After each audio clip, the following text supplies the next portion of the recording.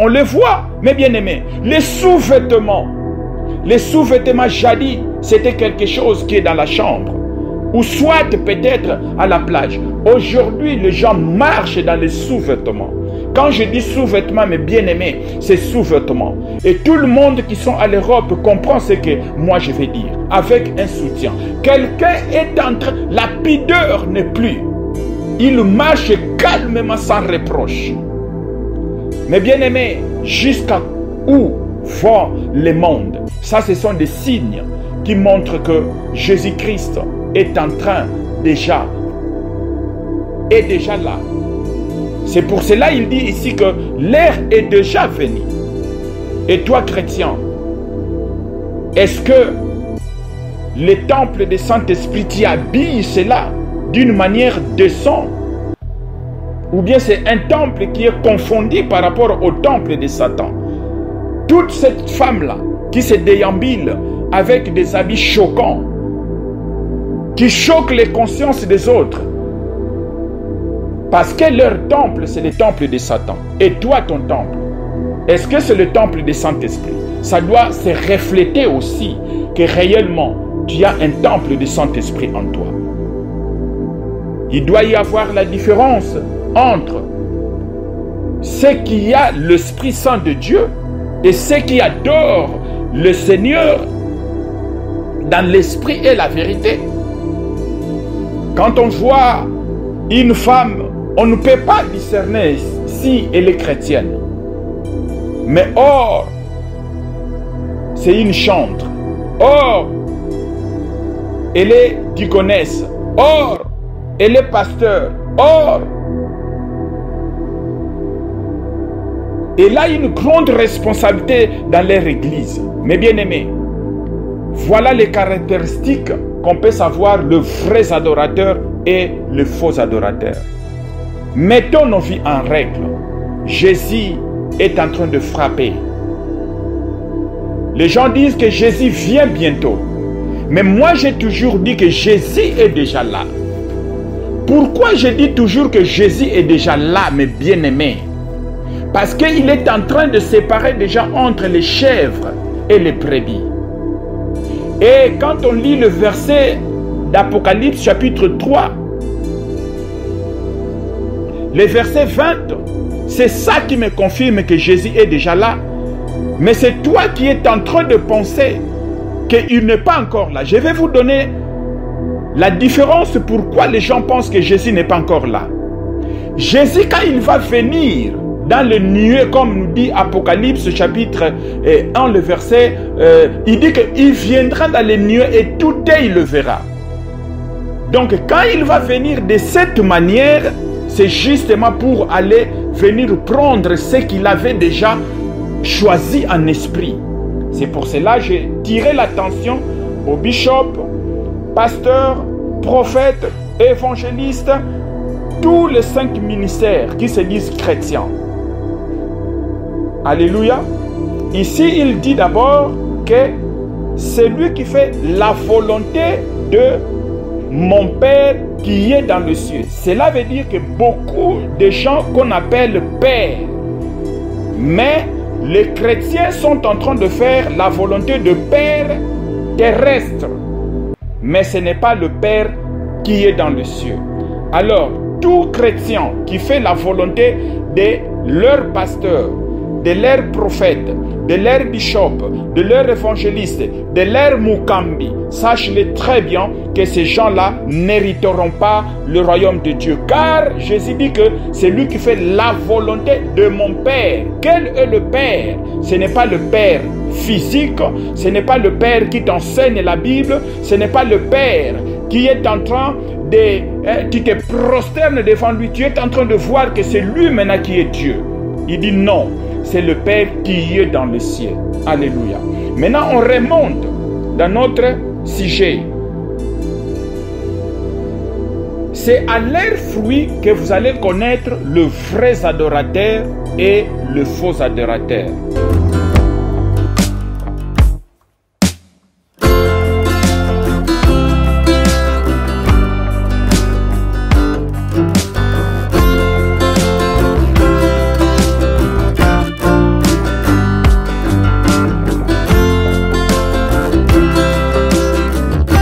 Shalom, shalom à vous les enfants de Dieu.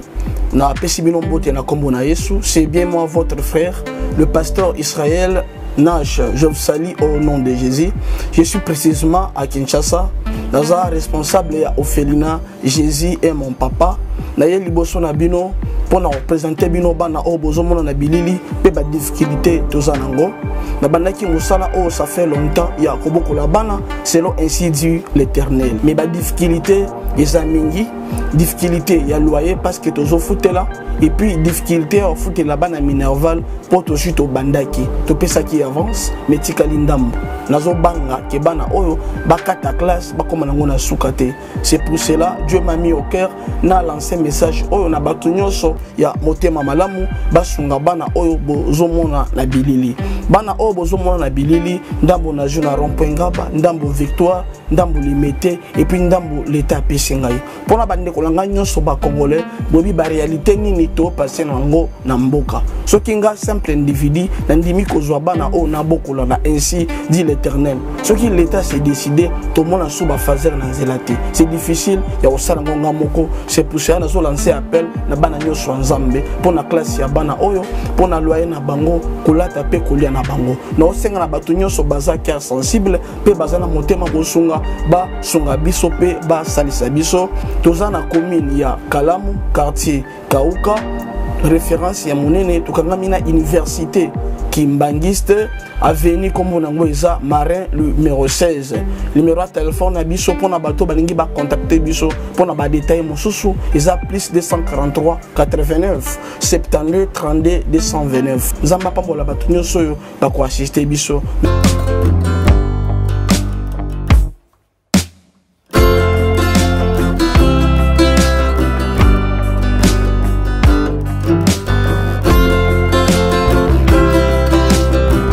Hosanna, béni celui qui vient au nom de notre Seigneur Jésus-Christ. Je salue mes frères et mes sœurs partout dans le monde et là où vous êtes pris. Vous allez me suivre peut-être dans vos téléphones, dans les télévisions ou dans vos portables. Je vous souhaite la paix de notre Seigneur Jésus-Christ soit avec vous. Mais bien aimé, le Seigneur m'a mis à cœur pour venir parler aux pasteurs, aux prophètes, évangélistes et bishops et tout le monde qui porte les titres dans ce système de choses, y compris les frères et les sœurs, les simples frères et sœurs, en général le corps du Christ. Le Seigneur me dit ceci. Dans le livre de Jean chapitre 4, le verset 23 jusqu'à 24. Jean chapitre 4, verset 23-24. Je viens présenter ces messages que le Seigneur m'a parlé. Aujourd'hui, beaucoup de gens portent des titres dans les églises et beaucoup de gens se disent chrétiens, mais en réalité, vous n'êtes pas des chrétiens. Ou si je peux dire ça, nous ne sommes pas des chrétiens. Pourquoi? Parce que en considérant ces versets, beaucoup de gens lisent ces versets superficiels. Alors le verset est très clair. Si nous voulons comprendre cela, ce que le Seigneur m'a dit, je vous amène dans une brève prière pour que le Saint-Esprit nous guide et puisse donner la compréhension à toute personne qui va écouter ces messages. Seigneur notre Dieu, le Dieu d'Abraham, le Dieu d'Isaac, le Dieu de Jacob, nous sommes venus devant ta sainte face par l'alliance que tu as conclue avec le sang de notre Seigneur Jésus-Christ. Aujourd'hui, nous bénéficions de cette grâce, car tu as promis à nos ancêtres que sa postérité devrait devenir grande comme les étoiles des cieux et les graines de sable. Nous voici, nous bénéficions de cette promesse.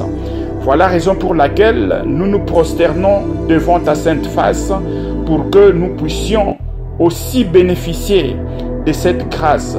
Seigneur, je viens présenter tout le monde qui vont suivre ces messages et le partager, afin que la grâce et la paix soient avec eux et qu'ils puissent bénéficier également de ces dons que tu nous as donnés et de ces bienveillances que tu as promis à nos ancêtres au nom de Jésus-Christ, notre Sauveur. Amen. Mais bien-aimés, sans plus retarder, c'est un verset que nous utilisons beaucoup, mais beaucoup de personnes comprennent cela d'une manière pas vraiment. Alors je viens de lire Jean chapitre 4, le verset 23 et le verset 24. Mais l'heure vient et elle est déjà venue, où les vrais adorateurs adoreront le Père en esprit et en vérité, car ce sont là les adorateurs que le Père demande. Verset 24, Dieu est esprit et il faut que ceux qui l'adorent en esprit et en vérité. Mais bien aimés, l'heure vient. Ça, c'est la parole de notre Seigneur Jésus-Christ. Quand il dit l'heure vient, et il précise encore qu'elle est déjà venue. Donc nous sommes en train de traverser une ère que les vrais adorateurs doivent adorer le Père en esprit et en vérité. Comment nous pouvons adorer le Père en esprit et en vérité? C'est ce que le Seigneur m'envoie pour venir expliquer aux enfants de Dieu. Mais quand il souligne le vrai adorateur, cela veut dire que s'il y a un vrai, il y a aussi un faux. Nous n'allons pas retarder là-dessus car nous savons qu'il y a beaucoup de faux adorateurs qui sont aussi dans l'église. Quand on parle des adorateurs, on ne voit pas le païen, mais on est en train de voir ceux qui s'appellent chrétiens. Il y a beaucoup de faux adorateurs. Comment nous pouvons discerner entre les vrais adorateurs et les faux adorateurs? Voilà la partie de message qui commence.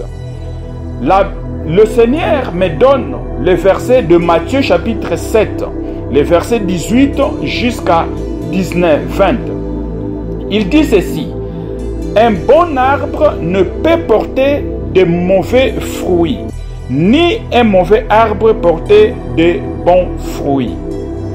Tout arbre qui ne porte pas de bons fruits est coupé et jeté au feu. C'est donc à leurs fruits que vous les reconnaîtrez. Alléluia.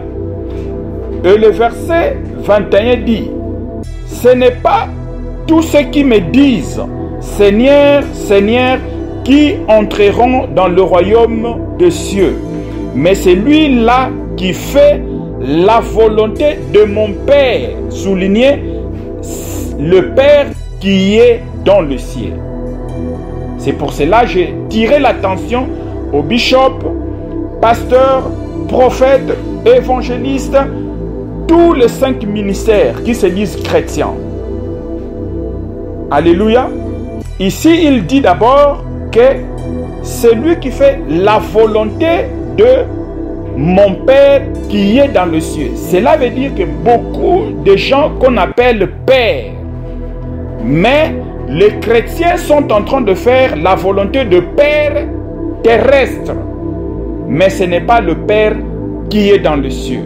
Alors, tout chrétien qui fait la volonté de leur pasteur, de leur prophète, de leur bishop, de leur évangéliste, de leur mukambi, sache-le très bien que ces gens-là n'hériteront pas le royaume de Dieu. Car Jésus dit que c'est lui qui fait la volonté de mon Père. Quel est le Père? Ce n'est pas le Père physique, ce n'est pas le Père qui t'enseigne la Bible, ce n'est pas le Père qui est en train de...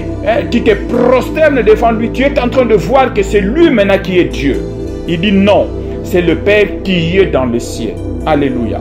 Maintenant, on remonte dans notre sujet.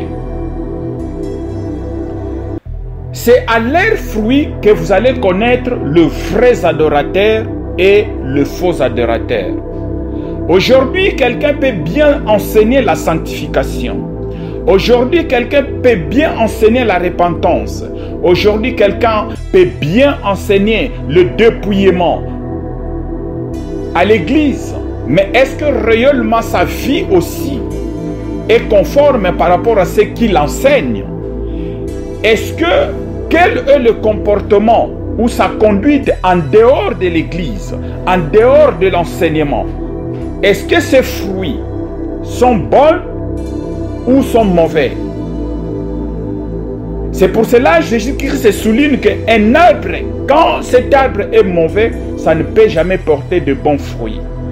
Et un arbre qui est bon également ne peut jamais porter de mauvais fruits. C'est-à-dire, quelqu'un peut bien faire semblant d'être un bon arbre dans l'église, enseigner, mais il est en train d'être faire semblant devant les gens. Mais en réalité, le produit qu'il produit, c'est un produit qui est pourri, un fruit qui est pourri. Quelle est ta vie après avoir enseigné à l'église? Est-ce que tu es toujours pasteur? Tu es toujours prophète? Tu es toujours bishop? Même là où tu es toute seule et que personne ne te voit? C'est pour cela, c'est ce genre des adorateurs qui peuvent être appelés le vrais adorateurs. Alors, ces vrais adorateurs-là doivent adorer maintenant le Père en esprit. Comment on peut adorer le Père en esprit? Aujourd'hui, beaucoup de chrétiens, mes frères et sœurs, adorent le Père dans la chair et non dans l'esprit. Quelles sont tes priorités? Quels sont tes objectifs? Est-ce que quand tu adores le Père, tu lui représentes par une chose ou tes pensées sont connectées dans l'esprit? Aujourd'hui, beaucoup de chrétiens qui adorent le Seigneur par leurs lèvres, mais le cœur est très loin du Seigneur. Quelqu'un qui est en train de faire la prière ou lire la Bible, mais il ne voit pas la manifestation, la présence du Saint-Esprit. Ce sont ces adorateurs qui sont faux, qui adorent le Père dans la chair. Un chrétien doit adorer le Père en esprit. Tous tes objectifs, tous tes projets. Et quand tu es dans l'esprit, tu dois être connecté avec le Saint-Esprit. Si tu n'es pas connecté avec le Saint-Esprit, cela veut dire que tu es en train d'adorer le Père dans la chair. Alléluia. Ça, c'est le premier point. Et adorer le Seigneur en esprit. Est-ce que quand tu dis le nom de Jésus-Christ de Nazareth, comment tu ressens? Mais bien aimés, soyons francs. Si tu dis le nom de Seigneur Jésus-Christ de Nazareth, si tu ne sens rien au-dedans de toi, sache-le bien que tu es en train d'adorer le Seigneur dans la chair. Justement le nom de Seigneur Jésus-Christ de Nazareth. Pendant que je suis en train de parler, c'est lui qui va répéter avec moi. Le Seigneur Jésus-Christ de Nazareth. Quand tu répètes, tu sens la connexion du Saint-Esprit au-dedans de toi. Ça te connecte avec le ciel. Cela veut dire que tu es en train d'adorer le Seigneur, Dieu le Père en esprit. Si tu dis Seigneur Jésus-Christ de Nazareth et que tu ne vois pas une connexion, tu ne sens pas la présence du Saint-Esprit en toi, sache-le bien, mes bien-aimés, tu dois multiplier les efforts pour chercher ce Dieu-là. Sache-le bien que tu ne lui es pas encore connu. Sache-le bien que tu as encore du travail à faire. C'est ça le mystère qui réside dans ces versets de Jean chapitre 4, le verset 23 à 24. Et le deuxième point, en vérité. Maintenant, comment tu dois savoir que tu es en train de prier le Père en vérité.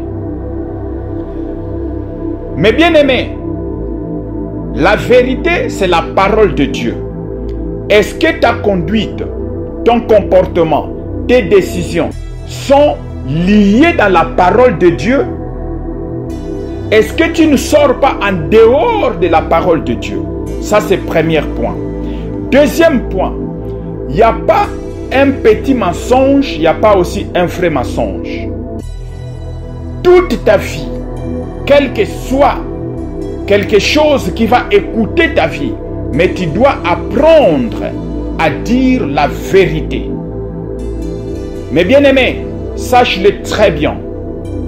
Quand quelqu'un par exemple t'appelle au téléphone, tu es à Victoire, mais toi tu dis que non, je suis en ville. Mais bien aimé, le ciel a déjà noté que tu as menti. Nous devrons chercher à marcher dans la pureté. La Bible dit dans le livre de 1 Pierre, chapitre 1, le verset 15 à 16, que Dieu est pire, Dieu est saint. Il nous a appelés, nous devrons être aussi saints comme lui. Car personne ne verra le Père si seulement que il n'y a pas la sanctification en toi. La vie de sanctification, cela veut dire qu'il faut marcher comme le Seigneur est. Et la Bible nous dit dans le livre d'Ésaïe que l'impie n'entrera pas dans le royaume des cieux. Ça, c'est le temps. Seigneur Jésus-Christ dit que l'heure est déjà là, mes bien-aimés. L'heure est déjà là. C'est le temps de se sanctifier. C'est le temps de marcher dans la vérité. Tu as mangé, par exemple, ou on t'a donné, tu as mangé, mais tu dis que je n'ai pas mangé. On t'a donné 500 francs d'aller acheter quelque chose. Tu arrives là-bas et que tu as, comment on appelle ça, hein, au cacoli. Au lieu de prendre cette chose-là à 500 francs, tu as pris ça maintenant en 3 francs. Et 300 francs, pardon. Et les 200 francs, tu mets dans la poche. Quand tu arrives, tu dis à la personne que voilà, j'ai acheté quelque chose. Comme tu m'as envoyé, tu sais que c'est 500 francs. Mais tu as acheté ça à 300 francs. Mais les 200 francs, tu as mis dans la poche. Mais bien aimé, tu n'es pas un vrai adorateur. Tu ne marches pas dans la vérité. Et la Bible dit que c'est ce genre d'adorateurs que le Père est en train de chercher. Mais bien aimé, nous ne pouvons jamais prier Dieu dans la chair, car lui-même, il a dit qu'il est esprit. Et il faut que ceux qui l'adorent également doivent aussi l'adorer en esprit et en vérité. Donc, si les fruits que tu manifestes sont encore dans la chair, ta manière d'avoir les choses comme un païen, tes préoccupations comme tu es une sœur, mais comme tu t'habilles comme une prostituée, le phare à joue, le pantalon qui dessine toutes les parties intimes. En fait, ta vie reflète toujours comme quelqu'un qui est dans le monde. Tu n'es pas un vrai adorateur, celui qui adore le Père en esprit et en vérité. Adorer le Père en esprit et en vérité, c'est se conformer à la manière dont Dieu lui-même est, parce qu'il est esprit. Alléluia. Voilà ce que nous devrons retenir. C'est ça que le Seigneur a voulu que je vienne éclairer à son peuple. L'heure est déjà là. Est-ce que tu es en train d'adorer le Seigneur en esprit et en vérité? Tu pourrais être 15 ans étant que chrétien, 20 ans étant que chrétien, 40 ans, mais le Seigneur ne te connaît pas. Ton langage, doit être différent par rapport aux gens qui ne lisent pas la Bible, les gens qui ne sont pas chrétiens. Et il y a aussi d'autres chrétiens. Entre le chrétien, il est chrétien, mais quand il se retrouve au milieu des gens du monde, on oublie carrément son identité. Dieu n'a pas besoin de ce genre d'adorateurs. Réservez au moins 1 heure du temps par jour de prier en langue. Tu peux séparer ça 30 minutes ou 30 minutes. Et pendant que tu es en train de prier en langue, le Saint-Esprit va se connecter en toi. Il va commencer à te diriger, à te montrer comment tu peux maintenant commencer à prier, à adorer le Père en esprit et en vérité. Beaucoup de gens pensent que adorer, ce n'est que chanter des louanges. Mais bien aimé, beaucoup de chansons chrétiennes qui sont là, ce sont des chansons que Dieu ne regarde même pas. Est-ce que la personne qui a créé cette chanson a vraiment des relations intimes avec Dieu? Ce n'est pas tout le monde qui chante Jésus, Jésus. Et que ces chansons sont acceptées devant Dieu parce qu'il y a le nom de Jésus. Rappelez-vous le verset que nous avons lu, que ce n'est pas tous ceux qui me disent Seigneur, Seigneur qui entreront dans le royaume de cieux. Ce n'est pas tout, mes bien-aimés. Voilà la raison pour laquelle nous devons avoir un langage chrétien, un habillement chrétien. C'est ainsi que le Saint-Esprit restera dans ton corps. Il dit très bien que ton corps est son temple. Mais bien aimé, si tu te conduis dans ton corps comme un païen, comment le Saint-Esprit résidera dans un corps qui est comme le corps d'un païen? Une sœur, tu vois les choses comme les gens de ce monde. Tu t'habilles comme une prostituée. Ton habillement est pierre d'achoppement devant les hommes même. Et surtout ici à l'Europe, on le voit, mes bien-aimés, les sous-vêtements. Les sous-vêtements jadis, c'était quelque chose qui est dans la chambre. Ou soit peut-être à la plage. Aujourd'hui, les gens marchent dans les sous-vêtements. Quand je dis sous-vêtements, mes bien-aimés, c'est sous-vêtements. Et tout le monde qui sont à l'Europe comprend ce que moi je vais dire. Avec un soutien. Quelqu'un est en train... La pudeur n'est plus. Il marche calmement sans reproche. Mes bien-aimés, jusqu'à où va le monde? Ça, ce sont des signes qui montrent que Jésus-Christ est en train déjà là. C'est pour cela qu'il dit ici que l'heure est déjà venue. Et toi, chrétien, est-ce que le temple du Saint-Esprit t'y habille cela d'une manière décente? Ou bien c'est un temple qui est confondu par rapport au temple de Satan? Toute cette femme-là qui se déambule avec des habits choquants, qui choquent les consciences des autres, parce que leur temple, c'est le temple de Satan. Et toi, ton temple, est-ce que c'est le temple du Saint-Esprit? Ça doit se refléter aussi que réellement, tu as un temple du Saint-Esprit en toi. Il doit y avoir la différence entre ceux qui a l'Esprit Saint de Dieu et ceux qui adorent le Seigneur dans l'esprit et la vérité. Quand on voit une femme, on ne peut pas discerner si elle est chrétienne. Mais or, c'est une chantre. Or, elle est diaconesse. Or, elle est pasteur. Or, elle a une grande responsabilité dans leur église. Mes bien-aimés, voilà les caractéristiques qu'on peut savoir le vrai adorateur et le faux adorateur. Mettons nos vies en règle. Jésus est en train de frapper. Les gens disent que Jésus vient bientôt.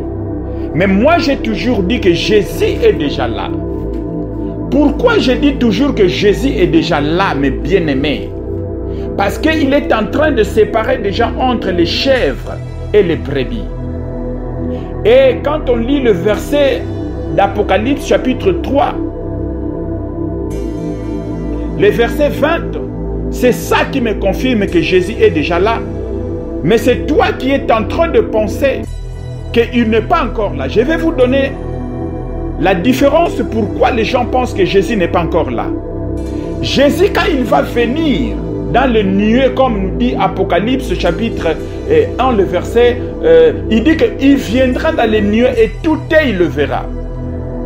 Donc quand il va venir de cette manière, c'est justement pour aller venir prendre ce qu'il avait déjà choisi en esprit. Ceux qui se sont déjà séparés entre brebis et chèvres. Regarde, l'apôtre Jean a dit ceci, Apocalypse chapitre 3, le verset 20. Voici, je me tiens à la porte et je frappe. Si quelqu'un entend ma voix et ouvre la porte, j'entrerai chez lui. Je souperai avec lui et lui avec moi. Voilà le temps que nous sommes en train de passer, mes bien-aimés.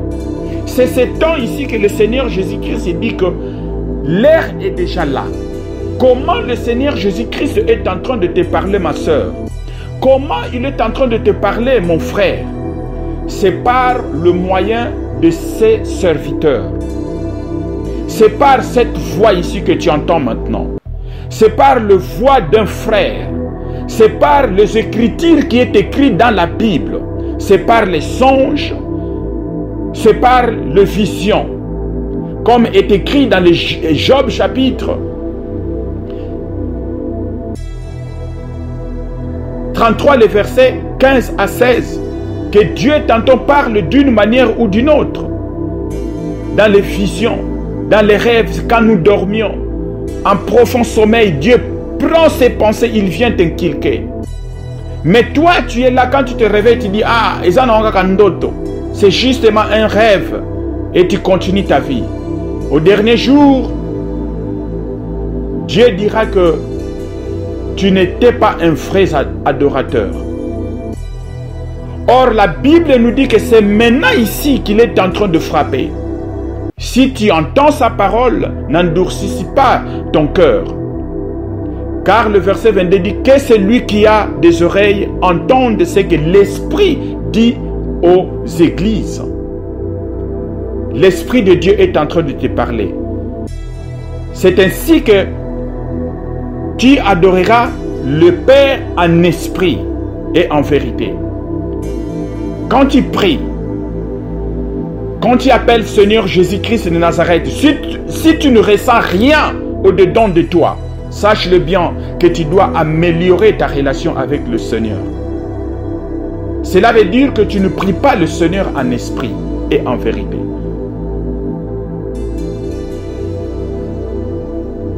Alléluia. Parce que quand tu es connecté avec quelqu'un, quand tu lui appelles directement, il entend et il décroche ton appel. C'est ça, adorer le Seigneur en esprit et en vérité. Mais quand tu dis Seigneur Jésus-Christ de Nazareth et que tu ne ressens rien, ça veut dire que tu dois améliorer quelque chose. Mais bien aimé, c'est ce que le Seigneur m'a dit, que je viens dire à son peuple. Il est déjà en train de frapper à la porte. Comment comportes-tu? Comment tu te comportes par le temple que Dieu t'a donné? Les gens disent que non, c'est justement les corps. Dieu n'a pas besoin de ses corps. Mais son corps doit être aussi pur, extérieurement et intérieurement. C'est ce que dit la Bible. Mais bien aimé, le Seigneur est en train de parler. Est en train de parler.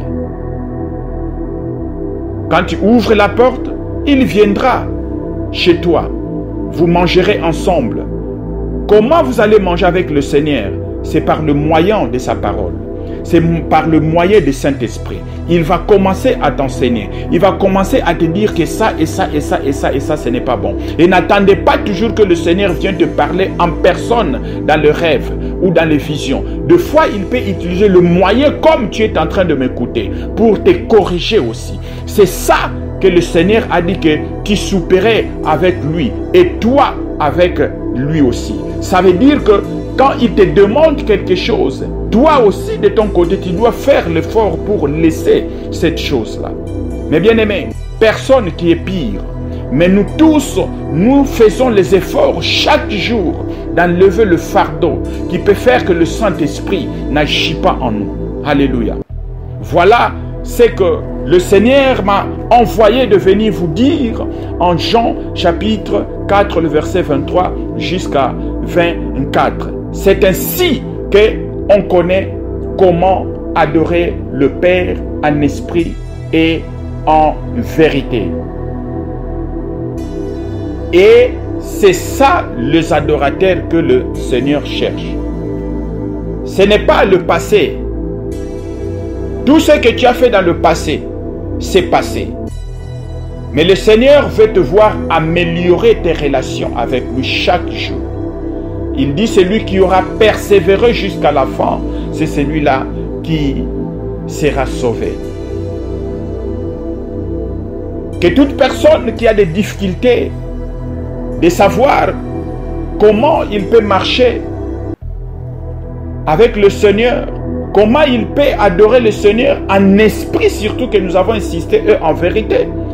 Si tu dis, Seigneur Jésus-Christ de Nazareth, et que tu sens rien au-dedans de toi.